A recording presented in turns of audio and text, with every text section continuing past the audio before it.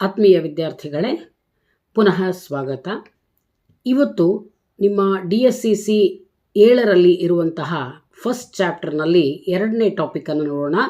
ಮಾರ್ಜಿನಲೈಸೇಷನ್, it's nature and types.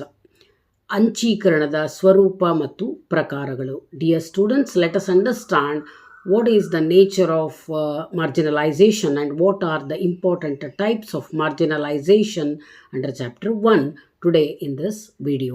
Welcome you once again to my channel.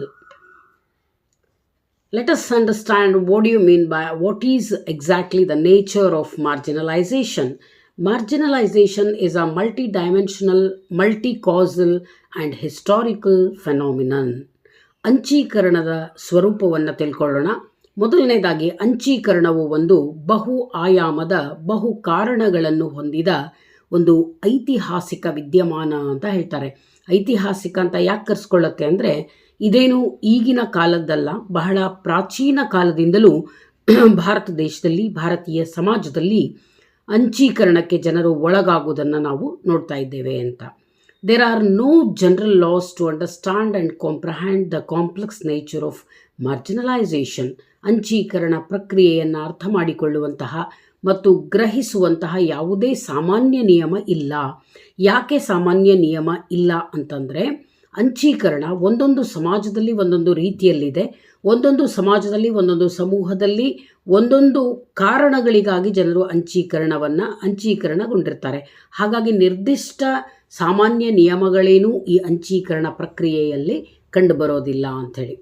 The nature of development imperatives marginalization varies in different settings. For example, the marginalization of women in Iraq is not the same as in India. So ನಾನಿದ್ದೇ ಈಗ ಹೇಳ್ತಾ ಇದ್ದ ಹಾಗೆ, ಅಂಚೀಕರಣ ಒಂದೊಂದು ದೇಶದಲ್ಲಿ, ಒಂದೊಂದು ಸಮಾಜದಲ್ಲಿ, ಒಂದೊಂದು ಸಮೂಹದಲ್ಲಿ ಒಂದೊಂದು ಪ್ರಕಾರದಲ್ಲಿರುತ್ತೆ. ಬೇರೆ ಬೇರೆ ಅಂಶಗಳಿಂದಾಗಿ, ಬೇರೆ ಬೇರೆ ಕಾರಣಗಳಿಂದಾಗಿ ಜನರು ಅಂಚೀಕರಣಗೊಂಡಿರ್ತಾರೆ. ಸೊ ಈಗ ನೋಡೋದಾದರೆ, ಅಂಚೀಕರಣ ವಿವಿಧ ಸಮೂಹಗಳಲ್ಲಿ, ವಿವಿಧ ಸಮಾಜಗಳಲ್ಲಿ ಭಿನ್ನವಾಗಿರುತ್ತೆ ಅಂತ. ಈಗ ಉದಾಹರಣೆಯಾಗಿ ತಗೊಳ್ಳೋದಾದರೆ, ಸ್ತ್ರೀಯರ ಅಂಚೀಕರಣವನ್ನು ತಗೊಂಡ್ರೆ, ಭಾರತದಲ್ಲಿ ಸ್ತ್ರೀಯರು ಅಂಚೀಕರಣಗೊಂಡಿರುವುದಕ್ಕೂ ಹಾಗೂ ಇರಾಕ್ ದೇಶದಲ್ಲಿ ಸ್ತ್ರೀಯರ ಅಂಚೀಕರಣಕ್ಕೂ ಬಹಳ ವ್ಯತ್ಯಾಸಗಳಿದೆ. ಅಂದರೆ ಕಾರಣಗಳಲ್ಲಿ ವ್ಯತ್ಯಾಸ ಇದೆ. ಸ್ತ್ರೀಯರನ್ನು ಅಂಚೀಕರಣ ಅಥವಾ ಮೂಲೆಗುಂಪಾಗಿಸೋದಕ್ಕೆ ಇರಾಕ್ ದೇಶದಲ್ಲಿ ಬೇರೆ ಕಾರಣಗಳಿದೆ, ಹಾಗೆಯೇ ಭಾರತ ದೇಶದಲ್ಲಿ ಬೇರೆ ಕಾರಣಗಳಿದೆ. ಭಾರತ ದೇಶದಲ್ಲಿ ನಮ್ಮದು ಭಾರತೀಯ ಸಮಾಜ ಪುರುಷ ಪ್ರಧಾನ ಸಮಾಜವಾಗಿರೋದ್ರಿಂದ ಇಲ್ಲಿ ಹೆಚ್ಚಿನ ಪ್ರಮಾಣದಲ್ಲಿ ಸ್ತ್ರೀಯರು ಮೂಲೆ ಗುಂಪಾಗ್ತಾರೆ. ಅಂದರೆ ಫಾರ್ ಎಕ್ಸಾಂಪಲ್, ಒಂದು ಡಿಸಿಷನ್ ಮೇಕಿಂಗಲ್ಲಿ, ಯಾವುದೇ ನಿರ್ಧಾರಗಳನ್ನು ಕೈಗೊಳ್ಳುವಲ್ಲಿ, ಕುಟುಂಬಕ್ಕೆ ಸಂಬಂಧಿಸಿದ ವಿಷಯಗಳ ನಿರ್ಧಾರವನ್ನು ಕೈಗೊಳ್ಳುವಲ್ಲಿ ಸ್ತ್ರೀಯರನ್ನು ಬಹಳಷ್ಟು ಕಡೆ ಅಂಚೀಕರಣಗೊಳಿಸಲಾಗುತ್ತೆ. ಆದರೆ ಈ ಪರಿಸ್ಥಿತಿ ಇರಾಕ್ದಲ್ಲಿಲ್ಲ. ಅಲ್ಲಿಯ ಸ್ತ್ರೀಯರ ಅಂಚೀಕರಣಕ್ಕೆ ಕಾರಣಗಳು ಬೇರೆ. ಹೀಗಾಗಿ ದೇಶ, ಕಾಲ ಮತ್ತು ಸಮಾಜಕ್ಕನುಗುಣವಾಗಿ ಅಂಚೀಕರಣ ಭಿನ್ನವಾಗಿರುತ್ತೆ ಅಂತಲೇ ಹೇಳ್ಬೋದು ವಿದ್ಯಾರ್ಥಿಗಳೇ. ಹಾಗೆಯೇ the religious ideological system, patriarchy, political economy of a country and the overall social system have an impact on the marginalization of specific groups or an individual. ನೋಡಿ, ಒಂದು ದೇಶದ ಸಾಮಾಜಿಕ ಸ್ಥಿತಿಗತಿ, ಧಾರ್ಮಿಕ ವ್ಯವಸ್ಥೆ, ಸೈದ್ಧಾಂತಿಕ ವ್ಯವಸ್ಥೆ, ಪಿತೃ ಪ್ರಾಧಾನ್ಯತೆ, ರಾಜಕೀಯ ಆರ್ಥಿಕತೆ ಮೊದಲಾದವುಗಳು ಒಬ್ಬ ವ್ಯಕ್ತಿ ಅಥವಾ ಒಂದು ವಿಶಿಷ್ಟ ಸಮೂಹದ ಅಂಚೀಕರಣದ ಮೇಲೆ ಪ್ರಭಾವ ಬೀರುತ್ತೆ ಅಂತ. ನಾನು ಆಗಲೇ ಹೇಳ್ತಾ ಇದ್ದ ಹಾಗೆ, ಸಮಾಜದಿಂದ ಸಮಾಜಕ್ಕೆ, ಸಮೂಹದಿಂದ ಸಮೂಹಕ್ಕೆ, ದೇಶದಿಂದ ದೇಶಕ್ಕೆ ಅಂಚೀಕರಣದಲ್ಲಿ ವ್ಯತ್ಯಾಸ ಇದೆ, ಭಿನ್ನತೆ ಇದೆ ಅಂತ. ಹಲವಾರು ಕಾರಣಗಳಿಂದಾಗಿ ಅಂಚೀಕರಣಕ್ಕೆ ಜನ ಒಳಗಾಗಿರ್ತಾರೆ ಅಂತ ಚರ್ಚೆ ಮಾಡ್ತಾ ಇದ್ವಿ. ಸೊ ಯಾವ ಕಾರಣಗಳಿಂದಾಗಿ ಅಂದರೆ, ಮೊದಲನೇದಾಗಿ ಸಾಮಾಜಿಕ ಸ್ಥಿತಿಗತಿಯಿಂದಾಗಿ. ಬೇರೆ ಬೇರೆ ಸಮಾಜದಲ್ಲಿ ಸಾಮಾಜಿಕ ಸ್ಥಿತಿಗತಿಗಳು ಬೇರೆ ಬೇರೆ ಆಗಿರೋದ್ರಿಂದ ಅಂಚೀಕರಣಕ್ಕೆ ಒಳಗಾಗುವ ಸಾಧ್ಯತೆಗಳಿದೆ. ಹಾಗೆ ಸೈದ್ಧಾಂತಿಕ ವ್ಯವಸ್ಥೆ, ಪಿತೃ ಪ್ರಾಧಾನ್ಯತೆ. ನಾನಾಗಲೇ ಹೇಳ್ತಾ ಇದ್ದೆ, ಮಹಿಳೆಯರು ಭಾರತ ದೇಶದಲ್ಲಿ ಅಂಚೀಕರಣಕ್ಕೆ ಒಳಗಾಗಲಿಕ್ಕೆ ಒಂದು ಪ್ರಮುಖ ಕಾರಣ ಇಲ್ಲಿ ಪಿತೃಪ್ರಧಾನ ಕುಟುಂಬಗಳಿರೋದು ಅಂತೇಳಿ. ಹಾಗೆ ರಾಜಕೀಯ, ಆರ್ಥಿಕತೆ ಮೊದಲಾದ ಕಾರಣಗಳಿಂದಾಗಿ ಬೇರೆ ಬೇರೆ ದೇಶದಲ್ಲಿ ಬೇರೆ ಬೇರೆ ಪ್ರಕಾರದ ಅಂಚೀಕರಣಗಳು ಇರುತ್ತೆ. The nature of marginalization also varies in relation to elderly people living in different countries and different cultures. In some societies, the elderly are given more respect compared to other and hence are subjected to less marginalization. ನೋಡಿ, ಬರೀ ಇಲ್ಲಿ ಜಾತಿ, ವರ್ಗ, ಲಿಂಗತ್ವ ಮೊದಲಾದವುಗಳ ಮೇಲೆ ಅಂಚೀಕರಣ ಆಗೋದಿಲ್ಲ. ವಯೋ ಆಧಾರಿತ ಅಂಚೀಕರಣವು ಎಲ್ಲ ಸಮಾಜಗಳಲ್ಲಿದೆ. ವಯೋ ಆಧಾರಿತ ಅಂದರೆ ಏನು?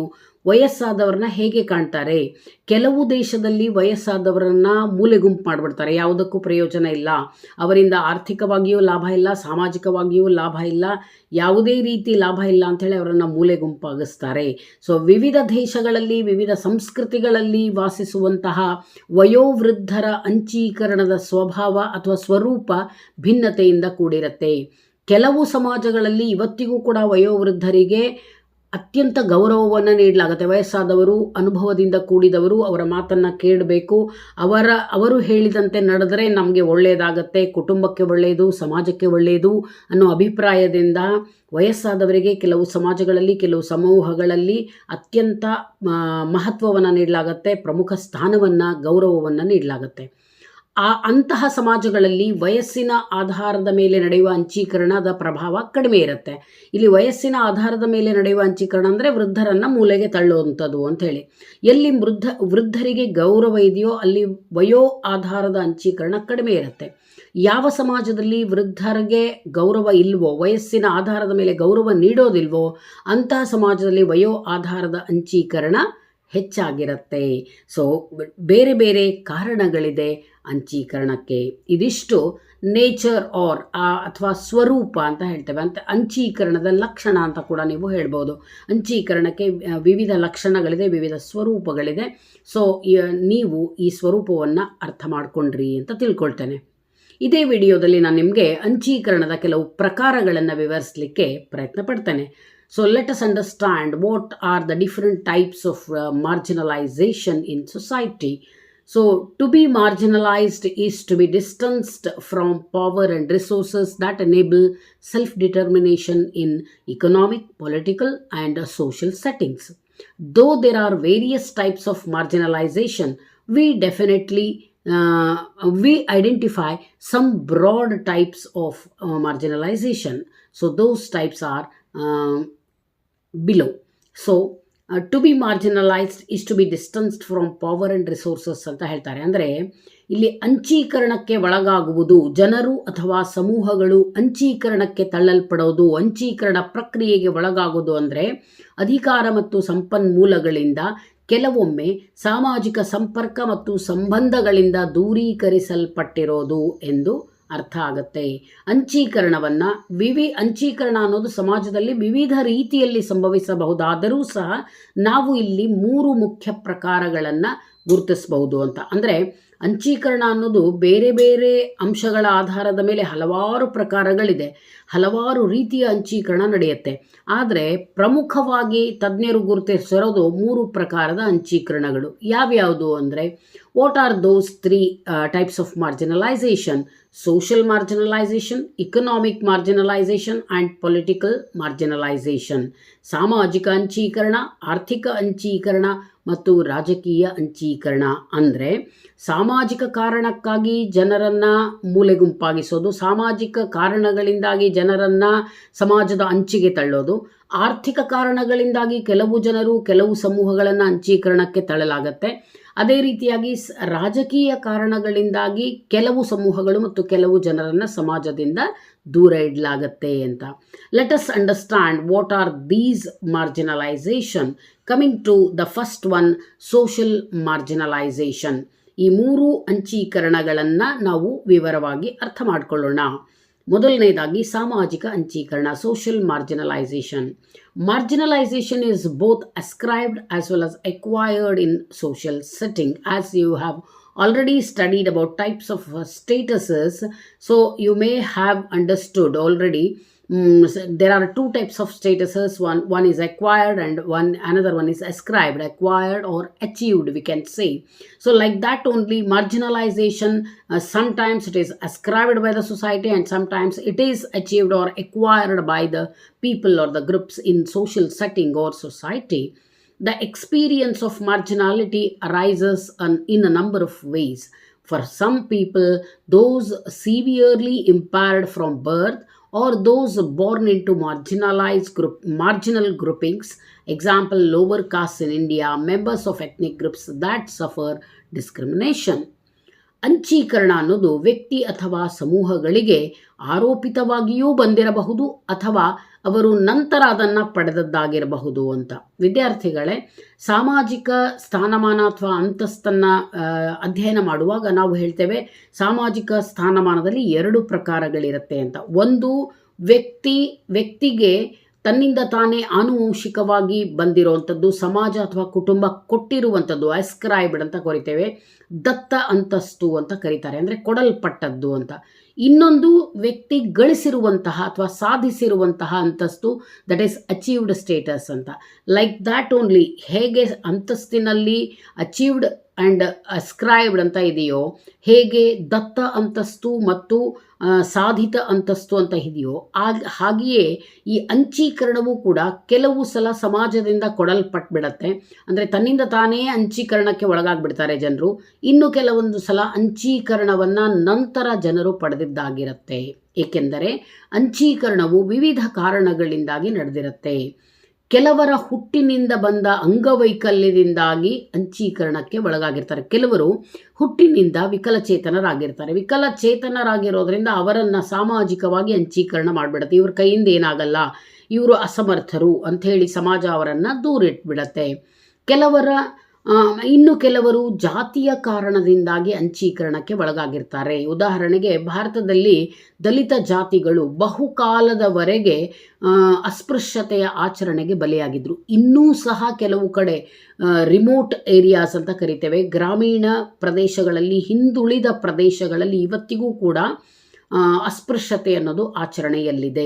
ಸೊ ಇದು ಅಸ್ಪೃಶ್ಯತೆ ಅಂದ್ರೇನು? ಕೆಳಜಾತಿಯವರನ್ನು ದೂರ ಇಡುವಂಥದ್ದು, ಮುಖ್ಯವಾಹಿನಿಯಿಂದ, ಸಾಮಾಜಿಕ ಪದ್ಧತಿಗಳಿಂದ ಅಥವಾ ಸಮಾಜದಲ್ಲಿ ಅವರನ್ನು ಬೆರಿಲಿಕ್ಕೆ ಬಿಡದೆ ಅವರನ್ನು ದೂರ ಇಡುವಂಥದ್ದು.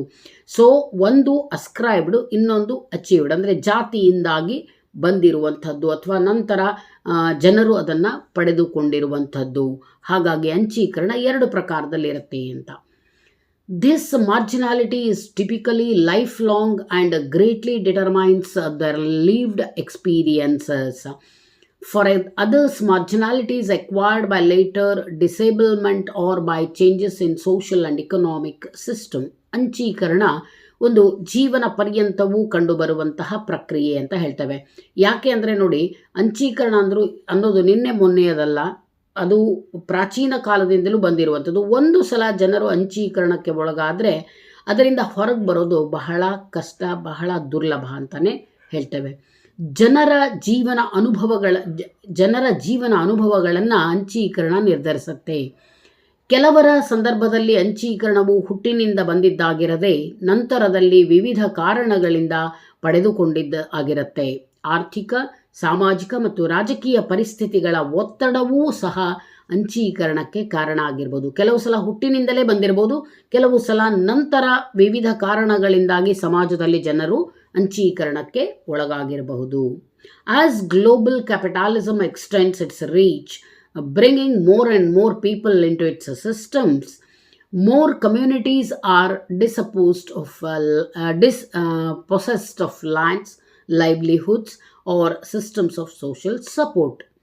ಇವತ್ತು ಎಲ್ಲೆಡೆ ಜಾಗತೀಕರಣ ನಡೆದಿದೆ, ಗ್ಲೋಬಲೈಸೇಷನ್ ಇದೆ. ಸೊ ಇಂದು ಜಾಗತೀಕರಣದಿಂದಾಗಿ ಜಾಗತಿಕ ಬಂಡವಾಳ ತನ್ನ ಹರಿವನ್ನು ಹೆಚ್ಚಿಸ್ತಾ ಹೋಗ್ತಾ ಇದೆ. ಇದರಿಂದಾಗಿ ಹೆಚ್ಚು ಹೆಚ್ಚು ಜನರು ಸಾಮಾಜಿಕ ಮತ್ತು ಆರ್ಥಿಕ ವ್ಯವಸ್ಥೆಗಳು ಇದರ ಹಿಡಿತಕ್ಕೆ, ಅಂದರೆ ಜಾಗತೀಕರಣದ ಜಾಗತಿಕ ಬಂಡವಾಳದ ಹಿಡಿತಕ್ಕೆ ಒಳಗಾಗ್ತಾ ಇದ್ದಾರೆ. ಇದರಿಂದ ಏನಾಗ್ತಾ ಇದೆ, ಬಹಳಷ್ಟು ಜನರು ತಮ್ಮ ಚಿಕ್ಕ ಪುಟ್ಟ ಸಮುದಾಯಗಳು, ಬಹಳಷ್ಟು ಜನರು ಮತ್ತು ಚಿಕ್ಕ ಪುಟ್ಟ ಸಮುದಾಯಗಳು ತಮ್ಮ ಭೂಮಿ, ಜೀವನೋಪಾಯದ ವ್ಯವಸ್ಥೆ ಅಥವಾ ಸಾಮಾಜಿಕ ಆಶ್ರಯದ ವ್ಯವಸ್ಥೆಯನ್ನು ಕಳೆದುಕೊಂಡು ಅಂಚೀಕರಣಕ್ಕೆ ಒಳಗಾಗ್ತಾ ಇದ್ದಾರೆ. ಗ್ಲೋಬಲೈಸೇಷನ್ ಬಂದಿರೋದ್ರಿಂದ, ಜಾಗತೀಕರಣ, ಜಾಗತಿಕ ಮಾರುಕಟ್ಟೆಯ ಪರಿಕಲ್ಪನೆ ಇವತ್ತು ಬಂದಿರೋದ್ರಿಂದ ಸಣ್ಣ ಪುಟ್ಟ ಜನರೇನಿರ್ತಾರೆ, ಹಳ್ಳಿಯಲ್ಲಿ ವಸ್ತುಗಳನ್ನು ಉತ್ಪಾದನೆ ಮಾಡುವಂಥವರೇನಿರ್ತಾರೆ, ಅವರೆಲ್ಲ ಇವತ್ತು ಅಂಚೀಕರಣಕ್ಕೆ ತಳ್ಳಲ್ಪಡ್ತಾ ಇದ್ದಾರೆ. ಯಾಕೆ ಅಂದರೆ ಜಾಗತಿಕ ಮಾರುಕಟ್ಟೆಯಲ್ಲಿ, ಜಾಗತಿಕ ಬಂಡವಾಳ ವ್ಯವಸ್ಥೆಯಲ್ಲಿ ಅವರಿಗೆ ಬೇಡಿಕೆ ಇಲ್ಲ. ದೊಡ್ಡ ದೊಡ್ಡ ಮಾಲುಗಳು, ದೊಡ್ಡ ದೊಡ್ಡ ಮಾರುಕಟ್ಟೆಗಳು ಇವತ್ತು ಬಂದಿರೋದ್ರಿಂದ ಆರ್ಥಿಕ ವ್ಯವಸ್ಥೆಯಲ್ಲಿ ಈ ಚಿಕ್ಕ ಪುಟ್ಟ ವ್ಯಾಪಾರಿಗಳು ಅಂಚಿಗೆ ತಳ್ಳಲ್ಪಡ್ತಾ ಇದ್ದಾರೆ. People who are socially marginalized are largely deprived of social opportunities. Their opportunities to make social contributions may be limited, and they may develop low self-confidence and low self-esteem.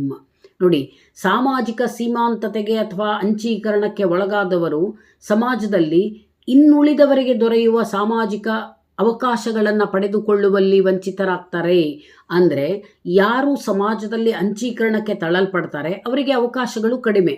ಇನ್ನುಳಿದವರು ಅಂದರೆ ಸಮಾಜದಲ್ಲಿ ಮುಖ್ಯವಾಹಿನಿಯಲ್ಲಿ ಯಾರು ಇರ್ತಾರೆ ಅವರಿಗೆ ಅಂತಸ್ತು, ಸ್ಥಾನಮಾನ, ಗೌರವ, ಸೌಲಭ್ಯಗಳೆಲ್ಲ ದೊರೆಯುತ್ತೆ. ಅಂತಹ ಸೌಲಭ್ಯಗಳನ್ನು ಪಡೆದುಕೊಳ್ಳಿಕ್ಕೆ ಅಂದರೆ ಸಾಮಾನ್ಯ ಜನರು ಏನು ಸೌಲಭ್ಯಗಳನ್ನು ಹೊಂದಿದ್ದಾರೆ ಆ ಸೌಲಭ್ಯಗಳನ್ನು ಪಡೆದುಕೊಳ್ಳಿಕ್ಕೆ ಅಂಚೀಕರಣಕ್ಕೆ ಒಳಗಾಗಿರುವ ಜನರಿಗೆ ಮತ್ತು ಸಮೂಹಗಳಿಗೆ ಸಾಧ್ಯ ಆಗೋದಿಲ್ಲ. ಅಂತಹ ಅವಕಾಶಗಳಿಂದ ಅವರು ವಂಚಿತರಾಗ್ತಾರೆ. ಸಾಮಾಜಿಕ ಕೊಡುಗೆಗಳನ್ನು ನೀಡುವುದರಲ್ಲಿ ಇವರು ತೀರಾ ಕಡಿಮೆ ಅವಕಾಶಗಳನ್ನು ಹೊಂದಿರ್ತಾರೆ. ಎಲ್ಲ ಸೌಲಭ್ಯಗಳಿಂದ ವಂಚಿತರಾಗೋದ್ರಿಂದ ಸಮಾಜಕ್ಕೆ ಏನು ಕೊಡುಗೆ ಕೊಡಲಿಕ್ಕೆ ಸಾಧ್ಯ ಪಾಪ ಇವರು. ಸೊ ಅಂಚೀಕರಣಕ್ಕೆ ಒಳಗಾದವರಿಂದ ಸಮಾಜಕ್ಕೆ ಏನಾದರೂ ಸಿಗಬಹುದು ಅನ್ನೋ ನಿರೀಕ್ಷೆ ಇಟ್ಕೊಳ್ಳೋದೆ ತಪ್ಪಾಗ್ಬಿಡುತ್ತೆ. ಕೊಡುಗೆಗಳನ್ನು ಕೊಡಲಿಕ್ಕೆ ಅವರಿಗೆ ತುಂಬ ಅವಕಾಶಗಳು ಕಡಿಮೆ. ಇದರಿಂದಾಗಿ ಅವರ ಆತ್ಮವಿಶ್ವಾಸ ಮತ್ತು ಆತ್ಮಗೌರವಗಳು ಕೂಡ ಕಡಿಮೆ ಆಗ್ತಾ ಇದೆ. ಸಮಾಜದಲ್ಲಿ ಸ್ಥಾನಮಾನ ಇಲ್ಲ, ಗೌರವ ಇಲ್ಲ. ಹಾಗಾಗಿ ಅಂಚಿಗೆ ತಳ್ಳಲ್ಪಟ್ಟಿದ್ದಾರೆ ಅಂದ ತಕ್ಷಣ ಉಳಿದ ಜನರು ಅವರಿಗೆ ಗೌರವ, ಸ್ಥಾನಮಾನವನ್ನು ಕೊಡೋದನ್ನು ನಿಲ್ಲಿಸಿಬಿಡ್ತಾರೆ. ಇದರಿಂದ ಏನಾಗ್ತಾ ಇದೆ, ಅವರ ಆತ್ಮಗೌರವ, self confidence and self esteem ಅಂತ ಹೇಳ್ತೇವೆ. ಆತ್ಮಗೌರವ ಹಾಗೂ ಆತ್ಮವಿಶ್ವಾಸ, ಅವರಲ್ಲಿ ಸೆಲ್ಫ್ ಕಾನ್ಫಿಡೆನ್ಸೇ ಕಡಿಮೆ ಆಗಿಬಿಡುತ್ತೆ. ತಮ್ಮ ಮೇಲೆ ತಮಗೆ ನಂಬಿಕೆ ಕಡಿಮೆ ಆಗುತ್ತೆ ಅಂಚೀಕರಣಕ್ಕೆ ಒಳಗಾದವರಿಗೆ. Social policies and practices may mean that they have relatively limited access to valued social resources such as education and health services, housing, income, leisure activities and work. ಸಾಮಾಜಿಕ ನೀತಿಗಳು ಮತ್ತು ಆಚರಣೆಗಳ ದೃಷ್ಟಿಯಿಂದ ಅಂಚೀಕರಣಕ್ಕೆ ಒಳಗಾದ ಜನರಿಗೆ ಅತ್ಯಂತ ಮೌಲ್ಯಯುತವಾದ ಸಾಮಾಜಿಕ ಸಂಪನ್ಮೂಲಗಳು, ಮೌಲ್ಯಯುತವಾದ ಅಂತ ಹೇಳ್ತೇವೆ, ಅಥವಾ ಮೂಲಭೂತ ಅತಿ ಅವಶ್ಯಕವಾಗಿ ಬೇಕಾಗಿರುವಂತಹ ಸಾಮಾಜಿಕ ಸಂಪನ್ಮೂಲಗಳಾದ ಶಿಕ್ಷಣ, ಆರೋಗ್ಯ ಸೇವೆಗಳು, ಆದಾಯ, ವಸತಿ, ವಿರಾಮಕಾಲದ ಚಟುವಟಿಕೆಗಳು ಮತ್ತು ಉದ್ಯೋಗ ಮೊದಲಾದವುಗಳ ಬಳಕೆಗೂ ಸಹ ಸೀಮಿತ ಅವಕಾಶಗಳಿರುತ್ತೆ. ಎಷ್ಟೋ ಸಲ ಅಂಚೀಕರಣಕ್ಕೆ ಒಳಗಾದ ಜನರು ಅತ್ಯಂತ ಮೂಲಭೂತ ಅವಶ್ಯಕತೆಗಳಿಂದಲೂ ವಂಚಿತರಾಗ್ಬಿಡ್ತಾರೆ. ಮೂಲಭೂತ ಅವಶ್ಯಕತೆಗಳು ಅಂದ್ರೇನು? ಜೀವನಾವಶ್ಯಕ ಅವಶ್ಯಕತೆಗಳು ಅಂತ ಕರಿತೇವೆ, ನೆಸೆಸಿಟೀಸ್ ಆಫ್ ಲೈಫ್ ಅಂತೇವೆ. So which are necessities? For example, food, shelter, clothing. Nowadays medicine is also included. Medicine and education are also included. So ಅತ್ಯಂತ ಮೂಲಭೂತ ಅವಶ್ಯಕತೆಗಳು, ಜೀವನಾವಶ್ಯಕತೆಗಳು ಅಂತ ಹೇಳ್ತೇವೆ. ಯಾವುದು ಜೀವನಾವಶ್ಯಕತೆಗಳು? ಶಿಕ್ಷಣ, ಆರೋಗ್ಯ, ಹಾಗೆಯೇ ಔಷಧಿ, ಆಹಾರ, ಬಟ್ಟೆ, ವಸತಿ ಮೊದಲಾದವುಗಳು. ಎಷ್ಟೋ ಸಲ ಅಂಚೀಕರಣಕ್ಕೆ ಒಳಗಾದವರು ಈ ಮೂಲಭೂತ ಸೌಲಭ್ಯಗಳಿಂದಲೂ ಕೂಡ ವಂಚಿತರಾಗ್ಬಿಡ್ತಾರೆ. ಯಾಕೆ ಅಂದರೆ ಅವರಿಗೆ ಅವಕಾಶಗಳು, ಮುಖ್ಯ ವಾಹಿನಿಯಲ್ಲವರೆಗೆ ಇರುವವರಿಗಿಂತ ಅವಕಾಶಗಳು ಬಹಳ ಕಡಿಮೆಯಾಗುತ್ತೆ. Different people will react differently to marginalization depending on the personal and social resources available to them. Another problem is that people born in a marginalized community lack the required social and cultural capital to participate in mainstream development process. ಜನರಿಗೆ ಲಭ್ಯವಾಗುವ ವೈಯಕ್ತಿಕ ಮತ್ತು ಸಾಮಾಜಿಕ ಸಂಪನ್ಮೂಲಗಳ ಆಧಾರದ ಮೇಲೆ ಅವರು ಅಂಚೀಕರಣ ಪ್ರಕ್ರಿಯೆಗೆ ಬೇರೆ ಬೇರೆ ರೀತಿಯಲ್ಲಿ ಪ್ರತಿಕ್ರಿಯಿಸುತ್ತಾರೆ.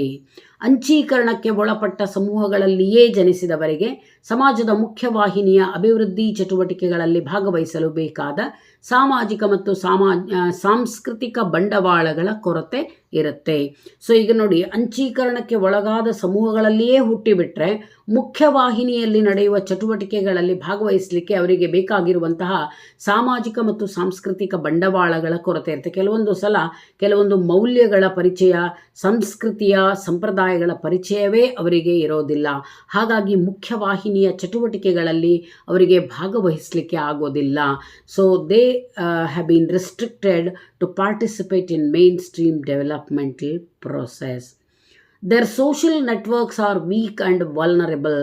Lack of social capital deprives an individual of access to resources such as economic, educational, cultural, and other support systems. This creates social isolation and limits their participation in the development process. ನೋಡಿ, ಅಂಚೀಕರಣಕ್ಕೆ ಒಳಗಾದ ಜನರ ಸಾಮಾಜಿಕ ಸಂಪರ್ಕ ಜಾಲಗಳೂ ಸಹ ದುರ್ಬಲವಾಗಿದ್ದು ಎಲ್ಲ ಬಗೆಯ ಆಘಾತಗಳಿಗೆ ಬಲು ಬೇಗನೆ ಒಳಗಾಗ್ತಾರೆ. ಅವರಿಗೆ ಸಾಮಾಜಿಕ ಸಂಬಂಧ ಮತ್ತು ಸಂಪರ್ಕಗಳೇ ಕಡಿಮೆ ಆಗಿಬಿಡುತ್ತೆ.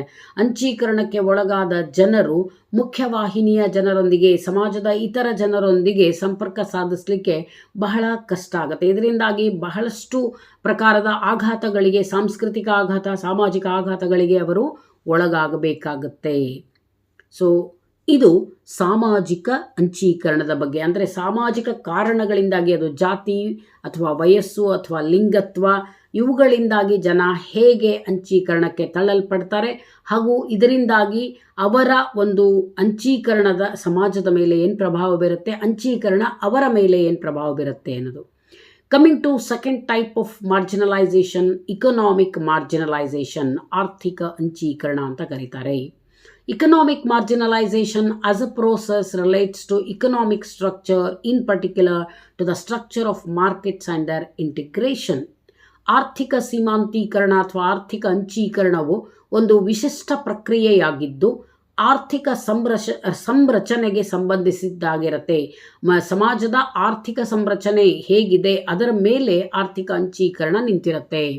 ಅದರಲ್ಲೂ ಮುಖ್ಯವಾಗಿ ಮಾರುಕಟ್ಟೆ ಮತ್ತು ಅದರ ಸಮಗ್ರತೆಗೆ ಇದು ಸಂಬಂಧಿಸಿದ್ದಾಗಿರುತ್ತೆ.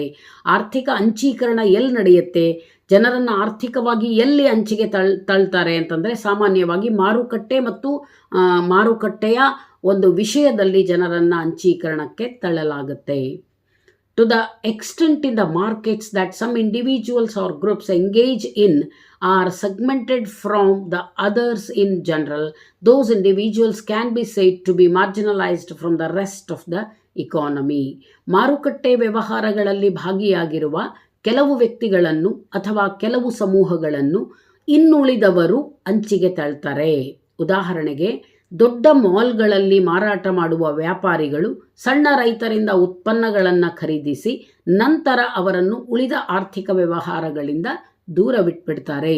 ಈಗ ನಾನಾಗಲೇ ಹೇಳ್ತಾ ಇದ್ದೆ, ಜಾಗತಿಕ ಮಾರುಕಟ್ಟೆ, ಜಾಗತಿಕ ಬಂಡವಾಳ ವ್ಯವಸ್ಥೆ ಬಂದಿರೋದ್ರಿಂದ ಮಾಲ್ಗಳಲ್ಲಿ ಎಲ್ಲ ದೊಡ್ಡ ದೊಡ್ಡ ಮಾಲ್ಗಳನ್ನು, ದೊಡ್ಡ ದೊಡ್ಡ ಸೂಪರ್ ಮಾರ್ಕೆಟ್ಗಳನ್ನೆಲ್ಲ ನೋಡ್ತಾ ಇದ್ದೀರಲ್ಲ, ಅವುಗಳಲ್ಲಿ ಅಂಗಡಿ ಮಾಲೀಕರು ಅಥವಾ ವ್ಯಾಪಾರಸ್ಥರು ಏನು ಮಾಡ್ತಾರೆ, ಸಣ್ಣ ಸಣ್ಣ ರೈತರಿಂದ, ಸಣ್ಣ ಸಣ್ಣ ಉತ್ಪಾದಕರಿಂದ ವಸ್ತುಗಳನ್ನು ಖರೀದಿಸ್ತಾರೆ, ಕಡಿಮೆ ಬೆಲೆಗೆ ಖರೀದಿಸ್ತಾರೆ. ನಂತರ ಅವರನ್ನು ತುಂಬ ದೂರ ತಳ್ಳಿಬಿಡ್ತಾರೆ. ಮುಂದಿನ ವ್ಯವಹಾರಗಳಲ್ಲಿ ಅವರನ್ನು ಸೇರಿಸ್ಕೊಳ್ಳೋದಿಲ್ಲ. ಮುಂದೆ ಏನೇ ಆರ್ಥಿಕ ವ್ಯವಹಾರಗಳು ನಡೆದರೂ ಕೂಡ ಅದರ ಲಾಭ ಹಾನಿ ಎಲ್ಲವನ್ನು ತಾವೇ ಅನುಭವಿಸ್ತಾರೆ. ಹೆಚ್ಚಾಗಿ ಲಾಭವೇ ಬರುತ್ತೆ. ಆ ಲಾಭದಿಂದ ಚಿಕ್ಕ ವ್ಯಾಪಾರಸ್ಥರನ್ನು ವಂಚಿತರನ್ನಾಗಿ ಮಾಡ್ತಾರೆ, ಮೂಲೆ ಗುಂಪಾಗಿಸ್ಬಿಡ್ತಾರೆ. ಓನ್ಲಿ ಖರೀದಿ ಮಾಡೋದಕ್ಕೆ ಮಾತ್ರ ಅವರ ಜೊತೆ ಸಂಬಂಧವನ್ನು ಹೊಂದಿರ್ತಾರೆ. Segmentation and exclusion may, however, have non-economic and non-financial origins. For example, in discrimination by gender, caste and ethnicity. ಸೀಮಾಂತೀಕರಣ ಮತ್ತು ಹೊರಗಿಡುವಿಕೆಯು ಆರ್ಥಿಕವಲ್ಲದ ಕಾರಣಗಳಿಗಾಗಿಯೂ ಸಂಭವಿಸಿರಬಹುದು. ಉದಾಹರಣೆಗೆ, ಲಿಂಗತ್ವ, ಜಾತಿ, ಜನಾಂಗ ಮೊದಲಾದ ಕಾರಣಗಳಿಂದಾಗಿಯೂ ಅಂಚೀಕರಣ ಉಂಟಾಗಿರ್ಬೋದು. ಅಂದರೆ what is meant here is economic factors are not only the reasons for marginalization. Marginalization may be done on the basis of other factors also. For example, caste, class, gender, etc. So economic factors are not the main causes, are one of the causes or reasons for marginalization according to scholars. People who are experiencing marginalization are likely to have tenuous involvement in the economy. The sources of their income will vary. ಆರ್ಥಿಕತೆಯ ಆಧಾರದ ಮೇಲೆ ಅಂಚೀಕರಣಕ್ಕೆ ಒಳಗಾಗಿರುವ ಜನರ ಪಾಲ್ಗೊಳ್ಳುವಿಕೆಯು ತುಂಬ ದುರ್ಬಲವಾಗಿರುತ್ತೆ. ಅವರ ಆದಾಯದ ಮೂಲಗಳು ಸಹ ಬದಲಾಗ್ತಾ ಇರುತ್ತೆ. These experiences affect men and women differently and vary with age. Poverty and economic marginalization have both direct and indirect impacts on people's health and well-being. ನೋಡಿ, ಆರ್ಥಿಕ ಅಂಚೀಕರಣ ಸ್ತ್ರೀ ಮತ್ತು ಪುರುಷರ ಮೇಲೆ ಭಿನ್ನವಾಗಿ ಪರಿಣಾಮ ಬೀರುತ್ತೆ. ಆರ್ಥಿಕವಾಗಿ ಅಂಚೀಕರಣಕ್ಕೆ ಒಳಗಾದ ಸ್ತ್ರೀಯರ ಮೇಲೆ ಪರಿಣಾಮವೇ ಬೇರೆ, ಪುರುಷರ ಮೇಲೆ ಪರಿಣಾಮವೇ ಬೇರೆ. ಹಾಗೆಯೇ ಈ ಆರ್ಥಿಕ ಅಂಚೀಕರಣದ ಪರಿಣಾಮವು ವಯಸ್ಸಿಗೆ ಅನುಗುಣವಾಗಿಯೂ ವ್ಯತ್ಯಾಸವಾಗುತ್ತೆ. ಬಡತನ ಮತ್ತು ಆರ್ಥಿಕ ಕಾರಣಗಳಿಂದ ಆಗಿರುವ ಅಂಚೀಕರಣವು ಜನರ ಆರೋಗ್ಯ ಮತ್ತು ಯೋಗಕ್ಷೇಮದ ಮೇಲೆ ಪ್ರತ್ಯಕ್ಷವಾಗಿ ಮತ್ತು ಪರೋಕ್ಷವಾಗಿ ಪರಿಣಾಮ ಬೀರುತ್ತೆ. ಸಾಮಾನ್ಯವಾಗಿ ಆರ್ಥಿಕತೆಯ ಆಧಾರದ ಮೇಲೆ ಅಂಚೀಕರಣಕ್ಕೆ ಒಳಗಾದ ಜನರ ಆರೋಗ್ಯದ ಮೇಲೆ ಪರಿಣಾಮ ಖಂಡಿತವಾಗಿಯೂ ಬೀರುತ್ತೆ. ಯಾಕೆಂದರೆ ಉತ್ತಮ ಆರೋಗ್ಯ ಸೌಲಭ್ಯಗಳು, ಸೌಕರ್ಯಗಳು, ವೈದ್ಯಕೀಯ ಸೌಲಭ್ಯಗಳು ಅವರಿಗೆ ಸಿಗೋದಿಲ್ಲ. ಅವರ ಯೋಗಕ್ಷೇಮದ ಮೇಲೆಯೂ ಕೂಡ ಬಡತನ ಮತ್ತು ಆರ್ಥಿಕ ಅಂಚೀಕರಣ ಸಾಕಷ್ಟು ಪರಿಣಾಮ ಬೀರುತ್ತೆ. ಆ ಪರಿಣಾಮ ಕೆಲವು ಸಲ ಪ್ರತ್ಯಕ್ಷವಾಗಿಯೇ ಕಂಡುಬರಬಹುದು, ಕೆಲವು ಸಲ ಪರೋಕ್ಷವಾಗಿಯೂ ಪರಿಣಾಮ ಕಂಡುಬರಬಹುದು ಅಂತ. Coming to the third type of marginalization, political marginalisation, ರಾಜಕೀಯ ಅಂಚೀಕರಣ ಅಂಥೇಳಿ. Students, political marginalisation does not allow the group to participate democratically in decision making and hence they lose their right to every social, economic and political benefit. ರಾಜಕೀಯ ಅಂಚೀಕರಣವು ಜನರನ್ನು ಪ್ರಜಾಪ್ರಭುತ್ವ ತತ್ವಕ್ಕನುಗುಣವಾಗಿ ಸಮಾನ ರೀತಿಯಲ್ಲಿ ರಾಜಕೀಯ ನಿರ್ಧಾರಗಳನ್ನು ಕೈಗೊಳ್ಳಲು ಅನುಮತಿ ನೀಡೋದಿಲ್ಲ. ಹೀಗಾಗಿ ಸಾಮಾಜಿಕ, ಆರ್ಥಿಕ ಮತ್ತು ರಾಜಕೀಯ ಸೌಲಭ್ಯಗಳಿಂದ ಇಂತಹ ಜನರು ಮತ್ತು ಸಮೂಹಗಳು ವಂಚಿತರಾಗುತ್ತಾರೆ. ನೋಡಿ, there will be discrimination in decision taking. Marginalization affects on decision taking of people. Political empowerment is one of the most important tools for accessing other social and economic privileges. In every society, lack of political empowerment affects a large section of people, including women, ethnic minorities, migrants, disabled persons, elderly, etc. ರಾಜಕೀಯ ಸಬಲೀಕರಣವು ಉಳಿದ ಸಾಮಾಜಿಕ ಮತ್ತು ಆರ್ಥಿಕ ಸೌಲಭ್ಯಗಳನ್ನು ನಿರ್ಧರಿಸುವಲ್ಲಿ ಮಹತ್ವದ ಸಾಧನವಾಗಿರುತ್ತದೆ.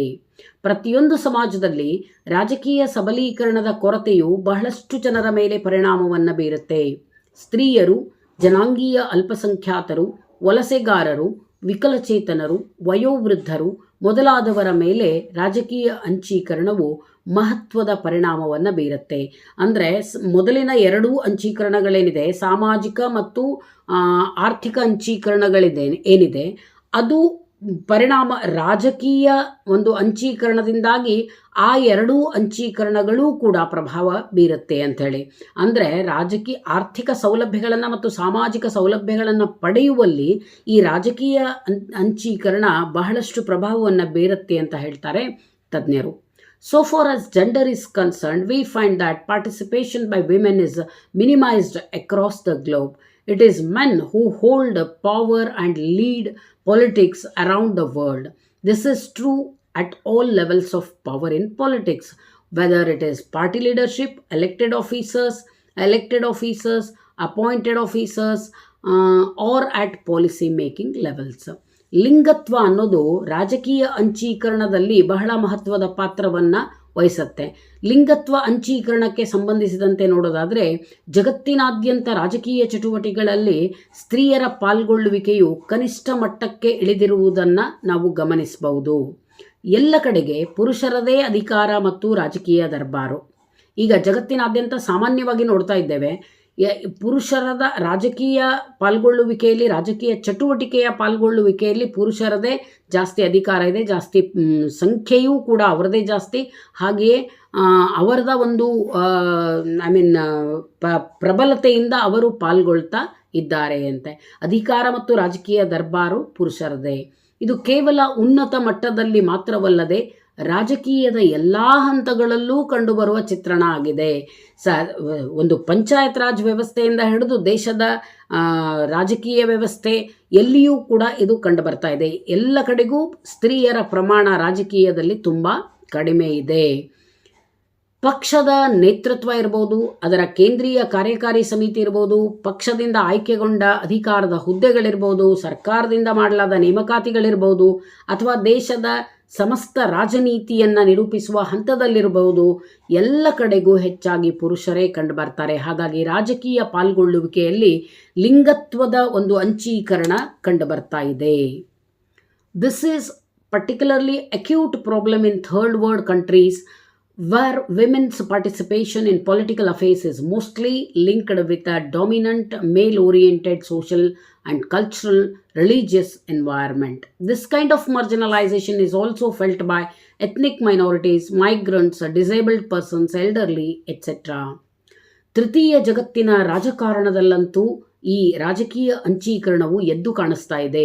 ಯಾಕೆ ಅಂದರೆ ಈ ದೇಶಗಳಲ್ಲಿನ ಸ್ತ್ರೀಯರು ಪುರುಷ ಪ್ರಧಾನವಾದ ಸಾಮಾಜಿಕ, ಸಾಂಸ್ಕೃತಿಕ ಮತ್ತು ಧಾರ್ಮಿಕ ಪರಂಪರೆಯ ಹಿನ್ನೆಲೆಯಿಂದ ಬಂದಿರ್ತಾರೆ. ಪುರುಷ ಪ್ರಾಧಾನ್ಯತೆಯೇ ಈ ತೃತೀಯ ಜಗತ್ತಿನ ದೇಶಗಳಲ್ಲಿ ಕಂಡುಬರ್ತಾ ಇದೆ.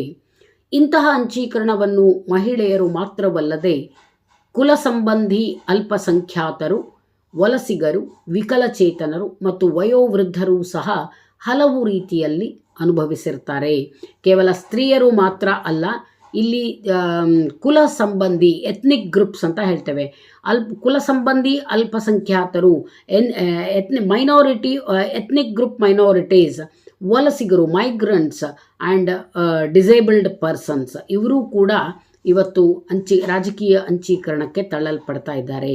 ಹೀಗೆ ಅಂಚೀಕರಣವು ಒಂದು ಜಾಗತಿಕ ವಿದ್ಯಮಾನ, ಜಗತ್ತಿನಾದ್ಯಂತ ಕಂಡುಬರುವಂಥ ಒಂದು ಪ್ರಕ್ರಿಯೆ. It's a global phenomena we can say. ಆದರೆ ಇದು ಸಮರ್ಥನೀಯವಲ್ಲ. ಅಂದರೆ ನಾವು ಇದನ್ನು ಸಮರ್ಥಿಸಿಕೊಳ್ಳುವ ಹಾಗಿಲ್ಲ, ಸರಿ ಅಂಥೇಳಿ ಹೇಳೋ ಹಾಗಿಲ್ಲ. ದೀನ, ದುರ್ಬಲ, ದಲಿತ ವರ್ಗದ ಜನರನ್ನು ಮೂಲೆ ಗುಂಪಾಗಿಸುವುದು ಅಥವಾ ಅಂಚೀಕರಣಕ್ಕೆ ಒಳಪಡಿಸುವುದು ಸಾಮಾಜಿಕ ನ್ಯಾಯ ಅಲ್ಲ. ಪ್ರಜಾಪ್ರಭುತ್ವ ತತ್ವಕ್ಕನುಗುಣವಾಗಿ ನಾವು ಸಾಮಾಜಿಕ ನ್ಯಾಯವನ್ನು ಜನರಿಗೆ, ಅಂಚೀಕರಣಕ್ಕೆ ಒಳಗಾದವರಿಗೆ ಒದಗಿಸ್ತಾ ಇಲ್ಲ. ಹೀಗೆ ವಿದ್ಯಾರ್ಥಿಗಳೇ, ಸಮಾಜದಲ್ಲಿ 3 ಪ್ರಕಾರದ ಅಂಚೀಕರಣಗಳನ್ನು ನಾವು ಕಾಣಬಹುದು. 3 ಪ್ರಕಾರದ ಕಾರಣಗಳಿಂದಾಗಿ ಅಂಚೀಕರಣಕ್ಕೆ ಒಳಪಡುವ ಜನರು ಮತ್ತು ಸಮೂಹಗಳನ್ನು ನಾವು ಸಮಾಜದಲ್ಲಿ ಕಾಣ್ತೇವೆ. So social, economic and political types of marginalization. I hope you understand all these things and it is useful for you. ಇಷ್ಟೊತ್ತು ನಾನು ವಿವರಿಸಿದ ಅಂಚೀಕರಣದ ಸ್ವರೂಪ ಮತ್ತು ಪ್ರಕಾರಗಳ ಮಾಹಿತಿಯು ತಮಗೆ ಉಪಯೋಗವಾಗುತ್ತೆ ಅಂತ ಭಾವಿಸ್ತೇನೆ. Thanks for watching. For more interesting videos, subscribe to my channel Social Ways. Thank you, dear students. Thank you, one and all.